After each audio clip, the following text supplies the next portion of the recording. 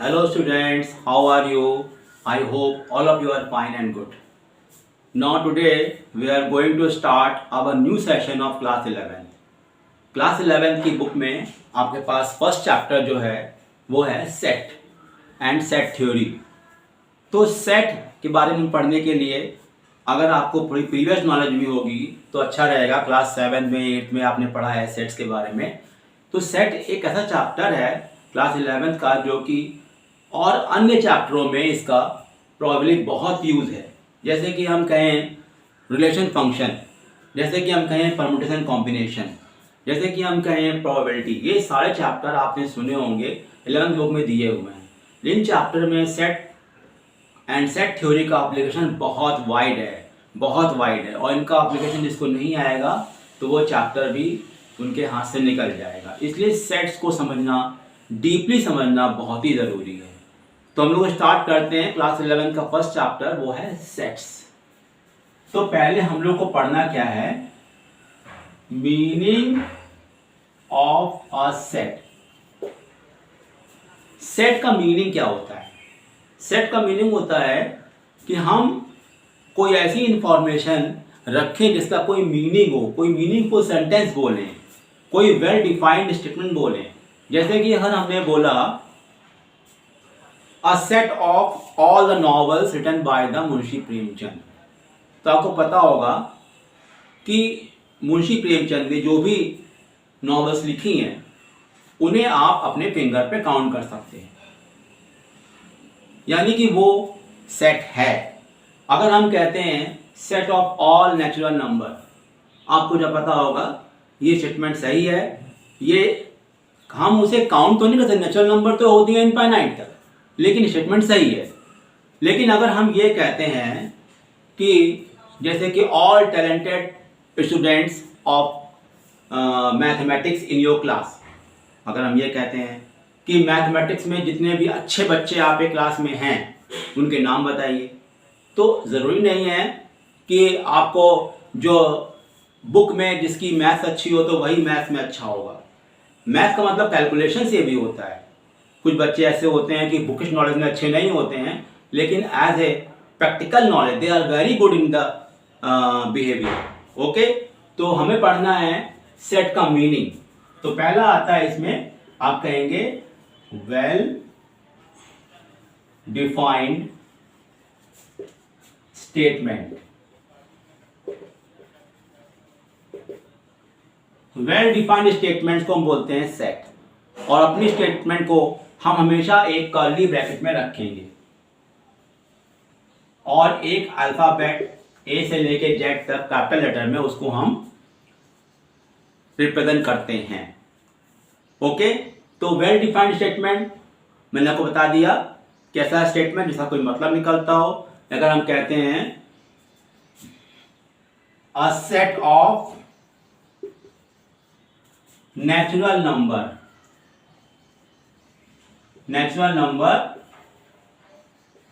Less than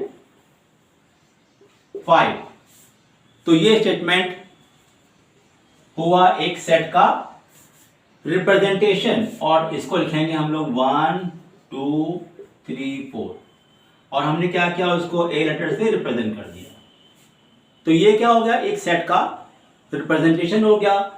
curly bracket में रखा हमने 1 2 3 4, ये एलिमेंट रखा हम लोगों ने कर्ली ब्रैकेट के अंदर, तो इसका मतलब ये एक सेट का फॉर्मेशन हो गया। ये एक वेल डिफाइंड भी है। अगर हम ये बोलते हैं set of all natural numbers, तब कैसे करोगे, 1 2 3 4 5 ऐसे लिखोगे, लेकिन इसके आगे आपको क्योंकि पता है कि ये एंडलेस है, कोई एंड नहीं है, तो हम डैशेस लगा के छोड़ देंगे और ये कहलाएगा हमारा सेट। ये भी वेल डिफाइंड है।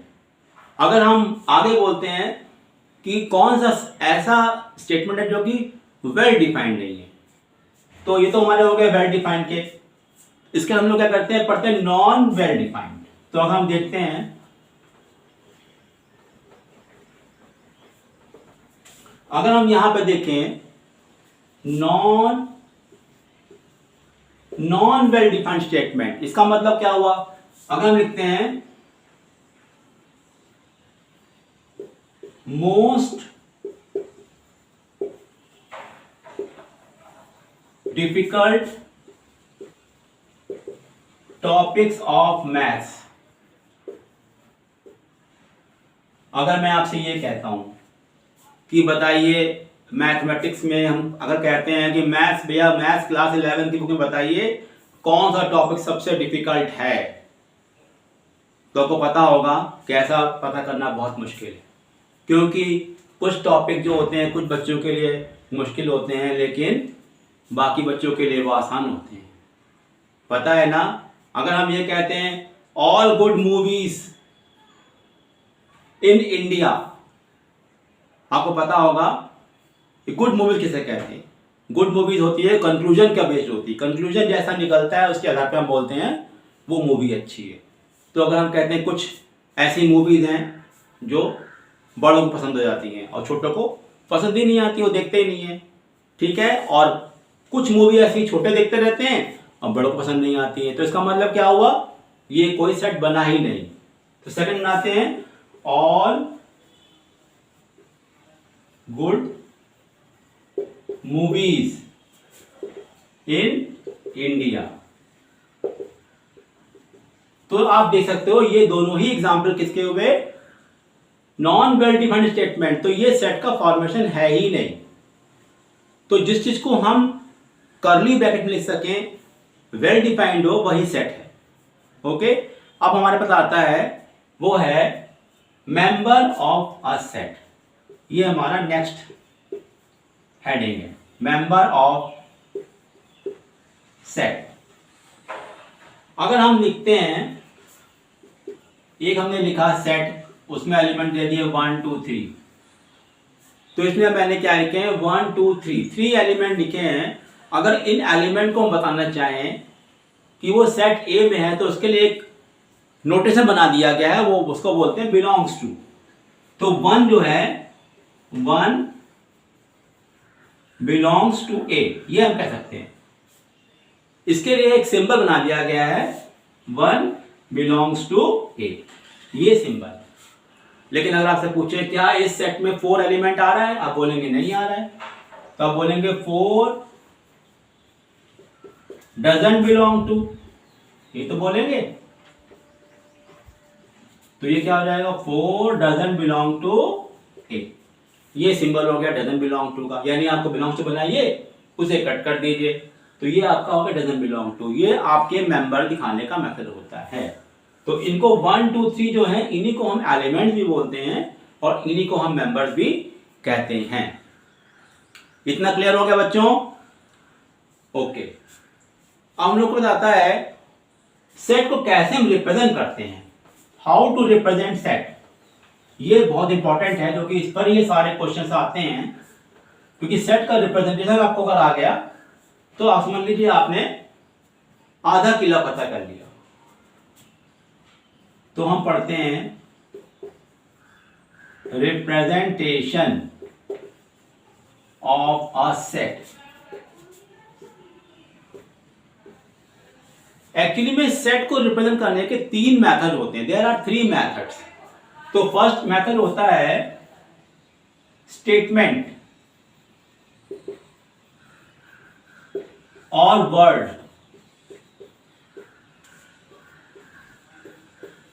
यानी कि आपने अपने स्टेटमेंट को उसी फॉर्म में लिख दिया, जैसे आपने पढ़ा वही लिख दिया।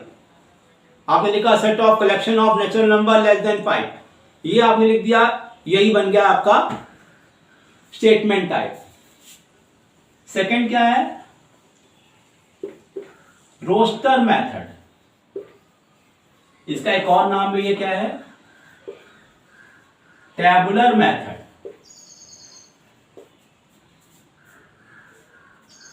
थर्ड आता है आपका set builder, set builder method,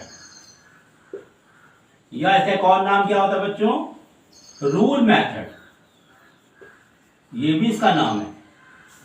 okay student, अब हमको समझते हैं एग्जाम्पल के तौर पर। We will take one example. अगर हम लिखते हैं, ऐसे लिखते हैं, collection of letters of the word mathematics.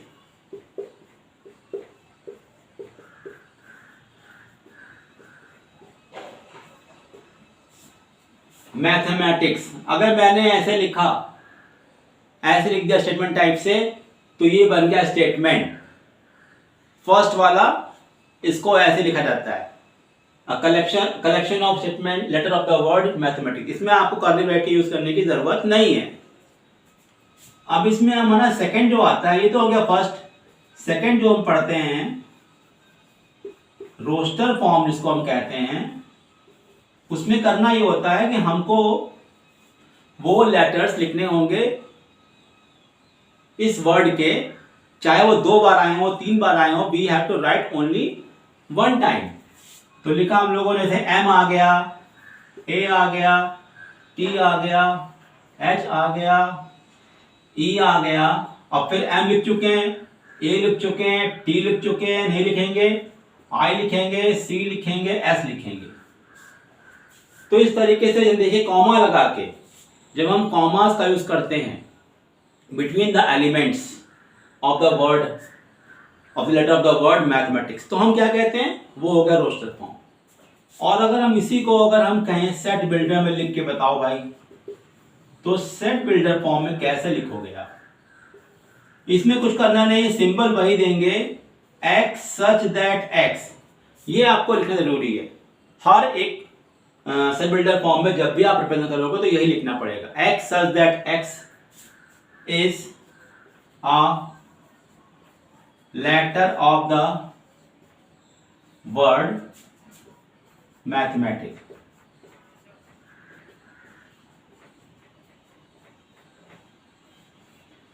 Curly bracket use करना है। तो देखिए इन दोनों में आप, इसमें कर्ली ब्रैकेट नहीं है, इसमें कर्ली ब्रैकेट है, इसमें कर्ली ब्रैकेट है। बेसिकली यही दो ऐसे फॉर्म है, रिप्रेजेंटेशन है, जो कि आपको पढ़ने हैं। और इसमें आपको पढ़ना पड़ेगा how to convert roster form into set builder form and how to convert set builder form into roster form. दोनों चीज आपको पढ़नी पड़ेगी। Anything clear? Okay, now after this we have to discuss some questions how to convert roster into set builder form. Let us take some example.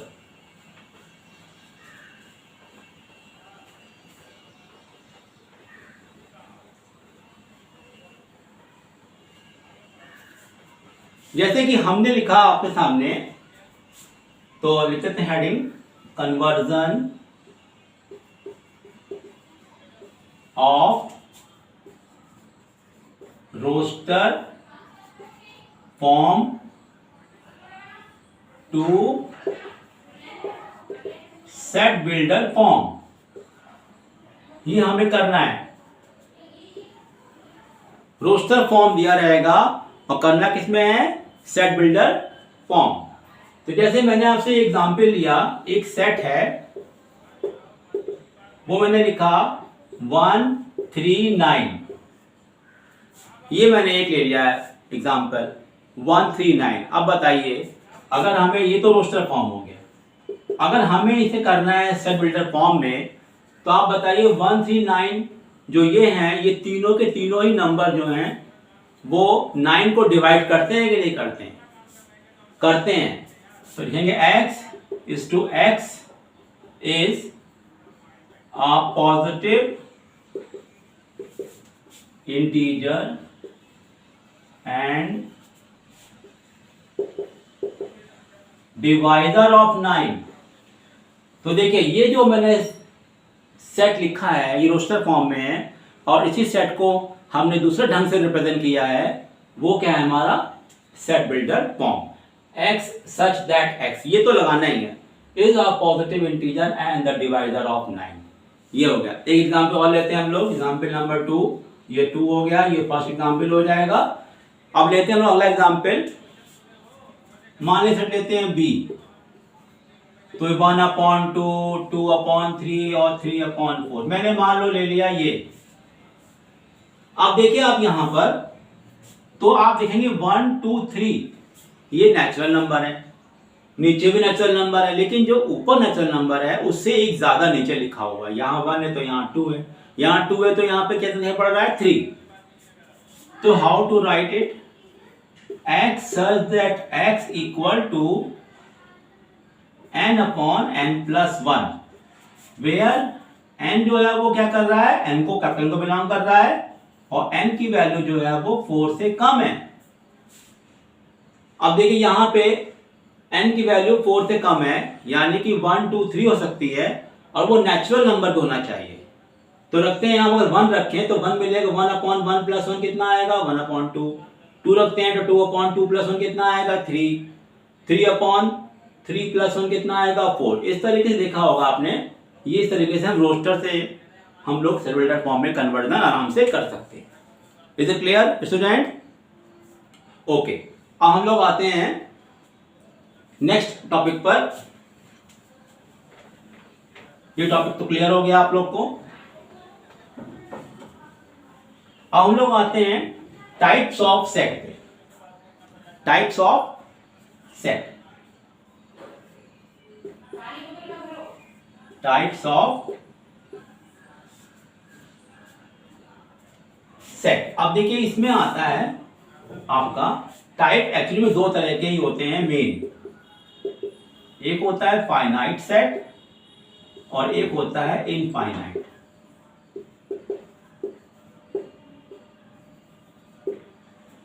Finite का मतलब हुआ कि वो सेट जिसमें हम उतने ही एलिमेंट लिखें जितने हम काउंट कर सकें। जैसे अगर हम लिखते हैं x such that x belongs natural number and x less than 100, तो ये देखिए इसका मतलब क्या हो गया कि x नेचुरल नंबर है और x जो है वो 100 से कम है, तो आराम से आप उसे काउंट कर सकते हैं। इनफाइनाइट में क्या हो गया, आपने लिखा बस इतना ही लिख दिया, सिर्फ आपने इतना लिख दिया x such that x belongs to natural number, that's all। It means क्या हुआ कि ये काउंट नहीं कर सकते। ये हो गया इनफाइनाइट सेट, दोनों में ये हो गया। इसके अलावा जो अदर टाइप्स होते हैं, अदर टाइप्स, उसमें जो फर्स्ट आता है वो आता है सिंगलटन सेट।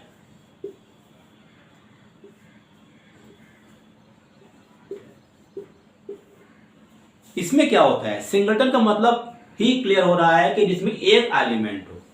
जैसे कि अगर हम लिखते हैं x such that x belongs natural number और लिख रहे हैं यहां पर x, ये देखिए ये मैंने लिखा, इसका मतलब क्या हुआ बताइए, नेचुरल नंबर लेना है मुझको और यहां लिखा है 4 to 6, तो क्या मतलब निकला इसका, इसका मतलब निकला कि इसमें केवल एक ही एलिमेंट होगा 5 जो कि नेचुरल नंबर है और वो एक 4 और 6 के बीच में पड़ता है। तो इस तरीके से क्या हो गया, ये हो गया सिंगलटन सेट। अब एक एग्जांपल और ले लेते हैं, x such that x square equal 25 और लिखते हैं यहां पर x belongs to n। अब बताइए x स्क्वायर 25 दिया है तो इसका मतलब ये हो गया कि x की वैल्यू हो गई 5 या होगी -5, लेकिन यहां क्या लिखा हुआ है नेचुरल नंबर, तो इसका मतलब हमारे पास केवल एक ही आंसर होगा 5। -5 हम नहीं ले सकते, इसका मतलब ये क्या होगा, एक सिंगलटन सेट होगा। It is known as singleton set. Okay student,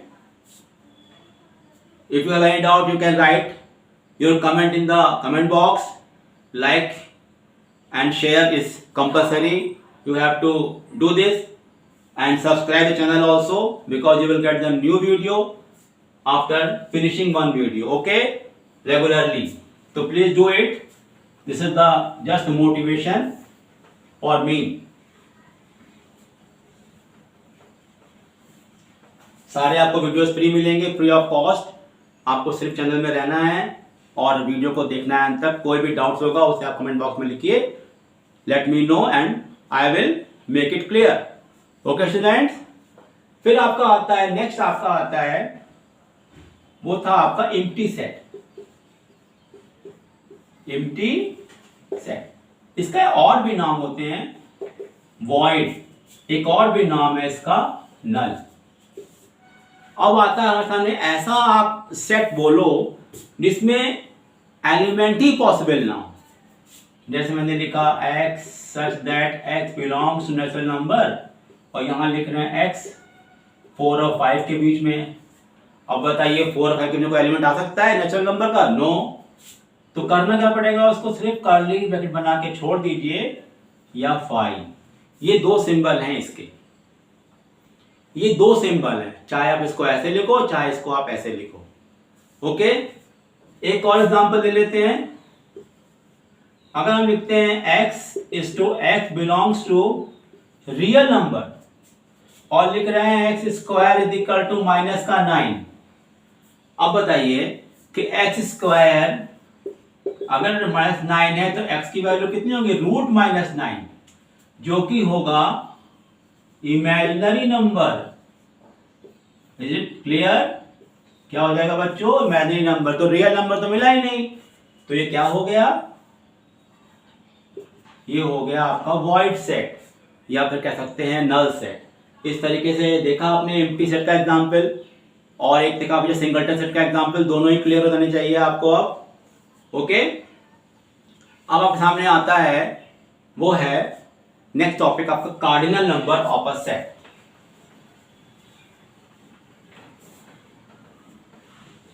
cardinal number क्या होता है?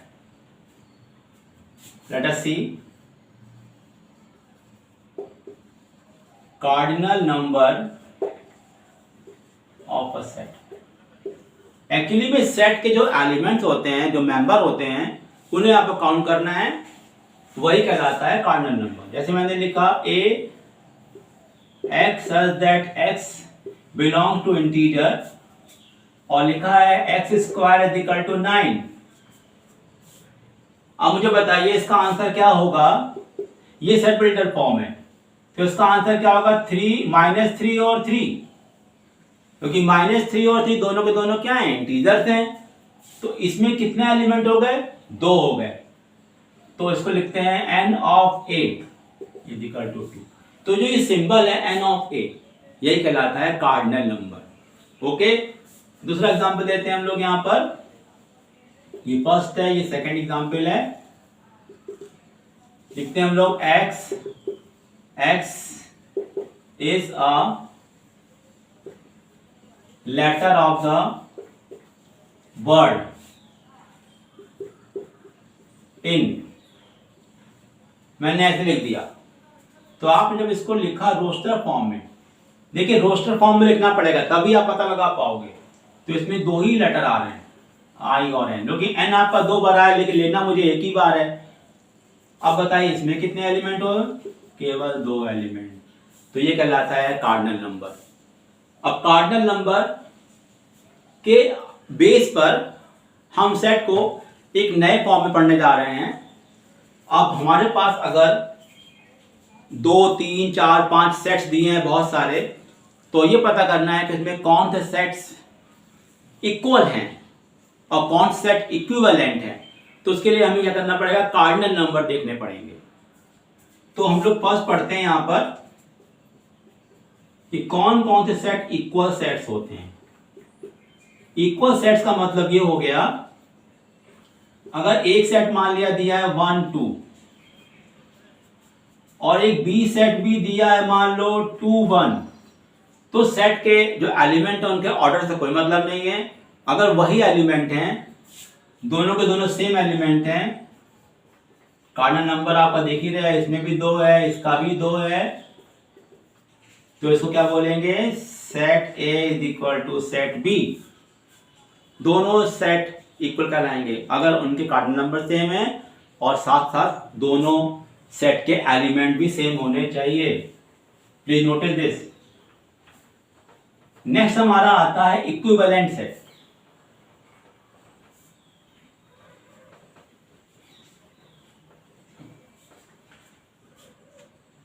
इक्विवेलेंट सेट क्या होता है?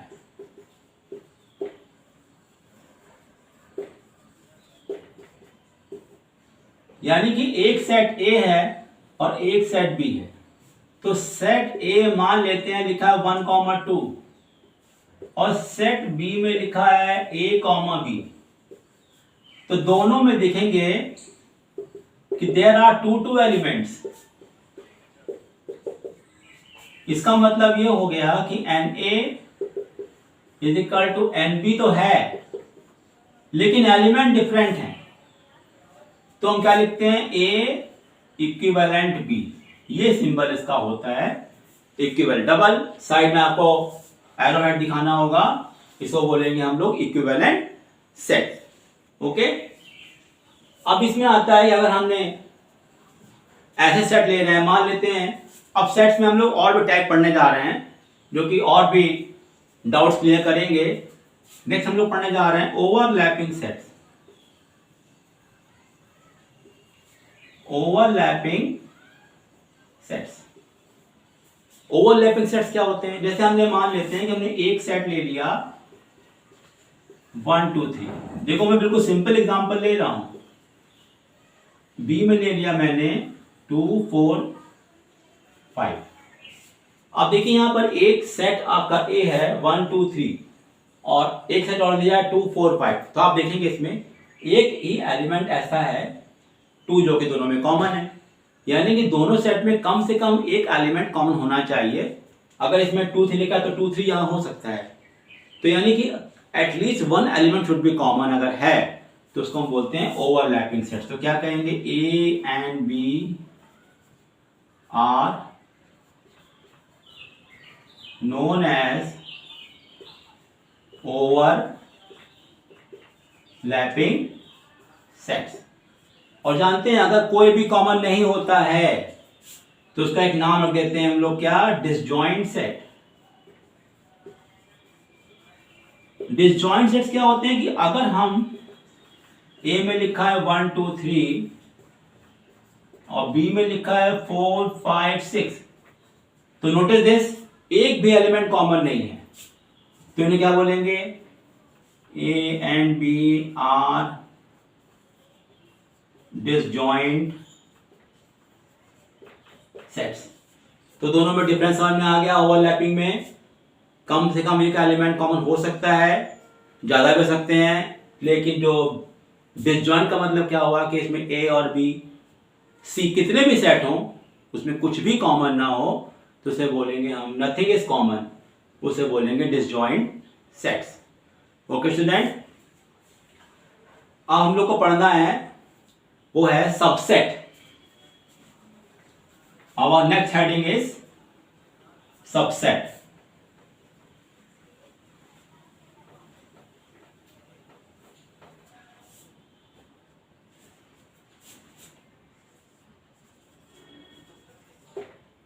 सबसेट क्या होता है, नाम से देखिए पता लग रहा है सबसेट। इसमें क्या होगा कि हमें कम से कम दो सेट के बारे में पढ़ना होगा।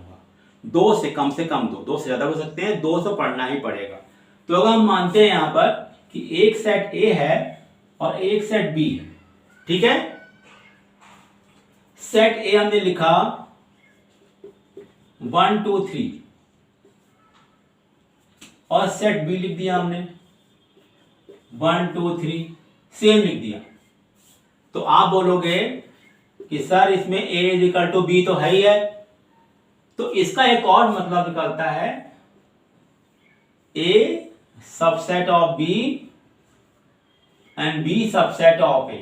अगर a और b सेट लिए हैं, उनके पूरे के पूरे एलिमेंट मैच हो रहे हैं, तो उसको लिखेंगे हम लोग a subset of b, b subset of a। और इस कंडीशन में a is equal to b। Actually में ये एक इंपॉर्टेंट कंडीशन भी हो गई to prove the sets are equal. तो नोट कर लीजिए, it is an important condition of proving a is equal to b। यानी कि ये अगर आपको दो सेट किसी क्वेश्चन में प्रूव कर रहे हैं कि दे आर इक्वल, प्रूव करो, तो क्या करेंगे, आप प्रूव कर दीजिए a subset of b and b subset of a। इस दोनों कंडीशन की तरह से आप आराम से लिख सकते हो n of a is equal to b। Okay, तो सबसेट का मतलब ये हो गया। अब आता है नेक्स्ट, आपका आता है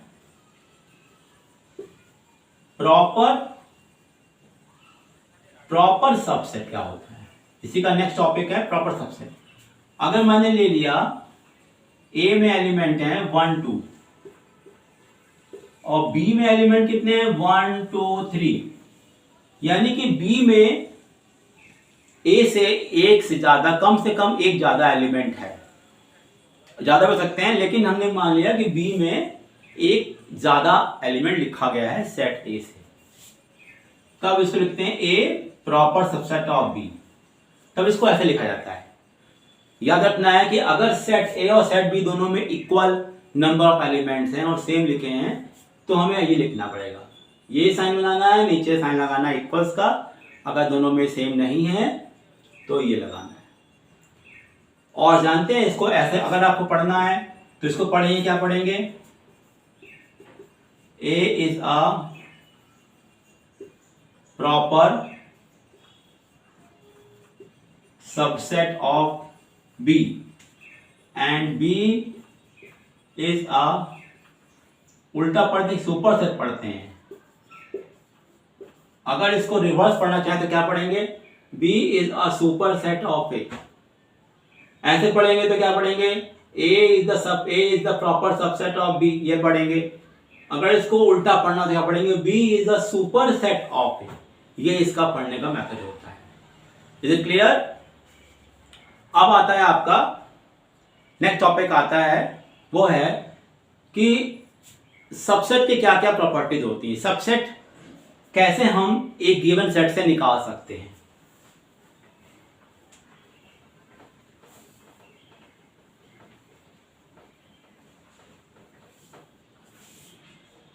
ओके स्टूडेंट, उस सबसेट में कैसे कैसे हम सबसेट से उसके बहुत सारे उसी की तरह के उसी में से नए सबसेट बना सकते हैं। जैसे कि हम कहते हैं कि कोई सेट ले लिया मैंने, ए ले लिया 1 2।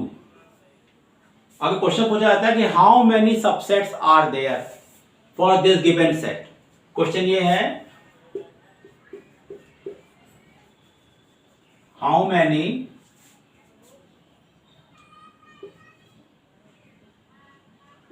Many subsets of set A, ये क्वेश्चन पूछा गया है।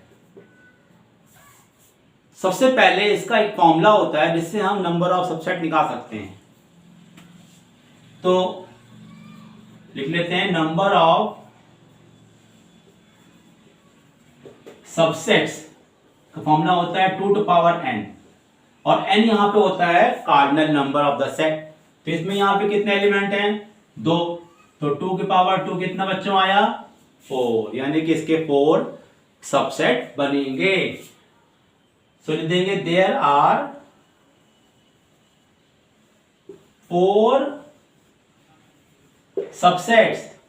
इसमें जो फर्स्ट होता है वो होता है नल सेट, सेकंड होता है, इनको आप लिख दीजिए अलग अलग, ऐसे लिख दिया। थर्ड होगा 1 लिख दिया, फिर 2 लिख दिया, और फोर्थ आपका हो जाएगा, इनको एक साथ लिख दिया।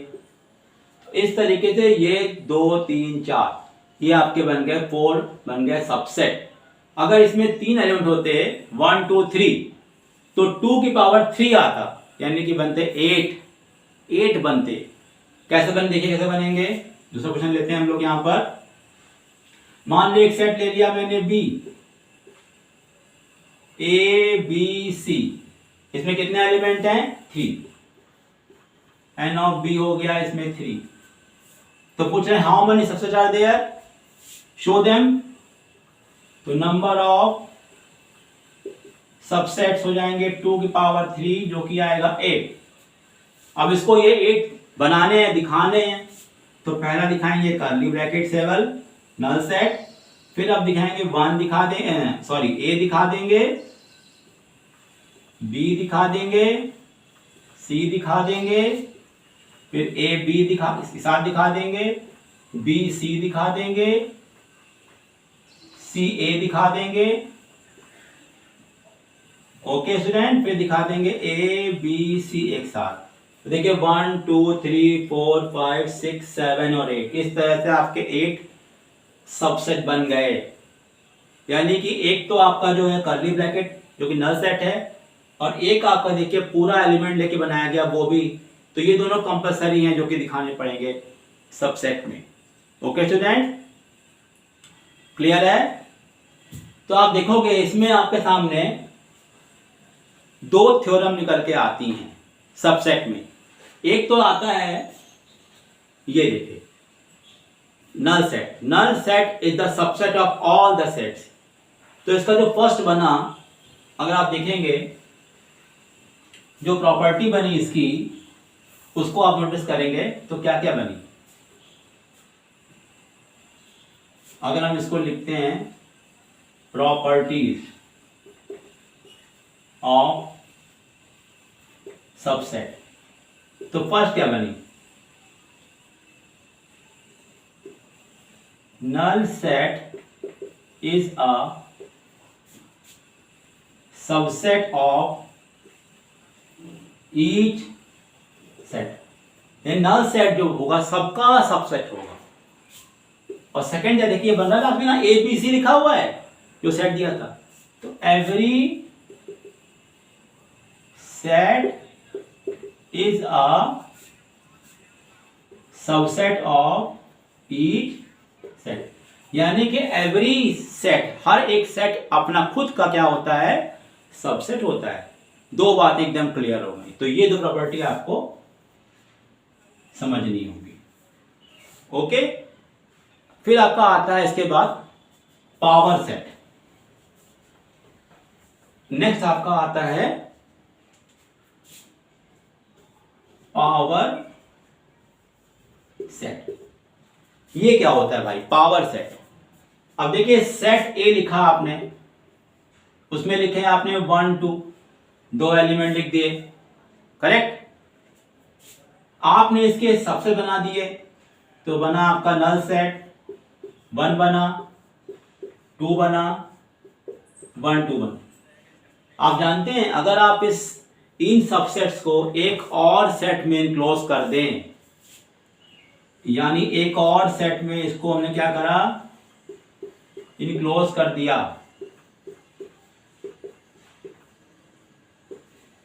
तो ये बन गया पावर सेट ऑफ ए। तो इसको लिखते कैसे हैं, P ऑफ ए।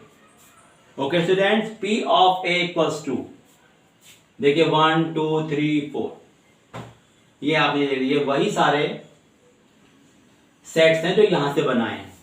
तो ये तो आपका हो गया सबसेट्स। कितने बनेंगे, नंबर ऑफ सबसेट्स कितने बनेंगे, 2 की पावर 2 यानी 4। तो देखिए 4 बना दिए, क्लियर। और ये 4 को जब मैंने ये कर्ली ब्रैकेट में रख दिया तो ये बन गया पावर सेट। ओके स्टूडेंट, अब आता है यहां पर हमारे पास सामने एक और चीज, वो ये है कि number of subsets, number of proper subset और नंबर ऑफ पावर सेट। अगर आपको ये निकालना है तो उसका एक फॉर्मूला बना दिया गया है। दो तो पढ़ ही लिए आपने, पावर का पढ़ लिया और उसका पढ़ लिया जो सबसेट का था आपका। अब पढ़ने वाले हैं प्रॉपर का। देखिए तो देखिए लिखते हैं, ये लिखते फॉर्मूले, फॉर्मूलाज फर्स्ट लिखिए, फिर से पढ़ रहे हैं नंबर ऑफ सबसेट्स, फॉर्मूला क्या है, 2 की power n। Number of proper subset, ये देखिए बेटा, जानते क्या होगा, 2 की पावर n माइनस 1, क्योंकि प्रॉपर में एक एलिमेंट कम होता है, कम से कम, पता है, उसको आपको एक कम करना पड़ेगा। यानी कि जो वो होता नहीं है, every set is a subset of each set. ये जो आपका एलिमेंट, ये वाला जो प्रॉपर्टी है, इसको आपको डिस्कार्ड करनी होगी, तो उसमें से एक आपको करना पड़ेगा माइनस। क्योंकि मैंने बताया था आपको कि सबसेट में तो आप ए और बी सेम ले सकते हो, ए इक्वल्स टू बी, लेकिन प्रॉपर वाले में a is not equal to b लेना पड़ता है। Is it clear? तो उसमें से एक आपको माइनस करना पड़ेगा। तो नंबर ऑफ, अगर सबसेट निकालना है 2 की पावर, ये एक अच्छा क्वेश्चन बन सकता है मल्टीपल चॉइस में, और ये होगा 2 की पावर n माइनस 1। याद रखिए माइनस अलग से किया गया, पावर में नहीं है -1, अलग से किया गया है। ओके स्टूडेंट, इतना क्लियर होगा आप लोग को? तो प्लीज आप लोग वीडियो क्लियरली देखिए, बार बार इसको देखिए, कोई डाउट हो तो कमेंट में लिखिए, और लाइकिंग दीजिए अपनी, शेयर करिए दोस्तों को अपने, और कमेंट बॉक्स में लिखिए क्या आपको समझ में आया, क्या समझ में नहीं आया, जो बातें रह गई हों वो आप लोग मुझे बताएंगे तो मैं उसे ज़रूर क्लियर करूँगा। इस सेट के बारे में जो आगे का जो लेक्चर है वो नेक्स्ट वीडियो में मिलेगा आपको, और प्लीज़ कंटिन्यू रखिएगा। अगला वीडियो में मैं आपको बहुत कुछ बताऊँगा, जैसे कि इंटरवल बताऊँगा, एक तो इम्पोर्टेंट बात रह गई है, वेन डायग्राम बताऊँगा, और सेट्स की प्रॉपर्टीज और उनके एप्लीकेशन, बहुत सारे आपके लॉज बताने हैं जो आपको बताऊंगा आपके नेक्स्ट वीडियो में। तो प्लीज़ आप इसको शेयर करिएगा और देखते रहिएगा। Have a nice day.